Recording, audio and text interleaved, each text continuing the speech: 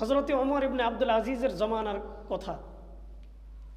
ওমর ইবনে আব্দুল আজিজের জমানায় তিনি তার রাষ্ট্রের মধ্যে এমন একটা সিস্টেম চালু করেছিলেন, যাদের উপর যাকাত ফরজ হতো,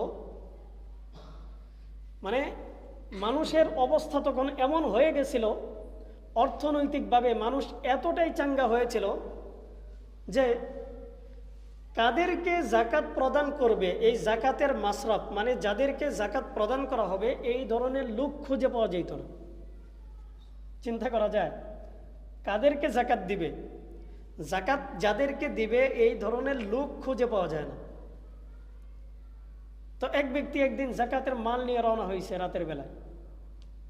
তো ঘটনাক্রমে একজনকে রাস্তার মধ্যে পাইছে, ওই ব্যক্তির যাকাতের মাল দিয়ে দিছে। দ্বিতীয় দিন আবার সে যখন শুনতে পাইছে যে গতকাল যাকে যাকাত দিছি ওই ব্যক্তি আসলে যাকাতের উপযুক্ত না, বরং সে নিজেই যাকাত দেওয়ার উপযুক্ত। এখন যে ব্যক্তি যাকাত দেওয়ার উপযুক্ত তাকে যদি কেউ যাকাত দেয় তাহলে যাকাত আদায় হবে? একজন ধনী মানুষকে যদি আপনি যাকাত দেন আদায় হবে? তো দ্বিতীয় দিন আবার সে যাকাতের মাল নিয়ে রওনা হয়েছে, আবারও সে একজনকে দিছে, ওই ব্যক্তিও কিনা যাকাত খাওয়ার উপযুক্ত না। তৃতীয় দিন আবারও দিছে, ওই ব্যক্তি যাকাত খাওয়ার উপযুক্ত না।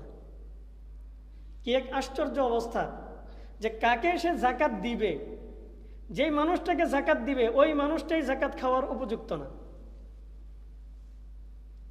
তো এমন একটা পরিস্থিতি যে রাষ্ট্রের মধ্যে অর্থনৈতিকভাবে এমন একটা সিস্টেম তৈরি করেছিলেন যার কারণে প্রত্যেকটা মানুষই যাকাত দেওয়ার মতো সামর্থ্য তৈরি হয়ে গিয়েছিল।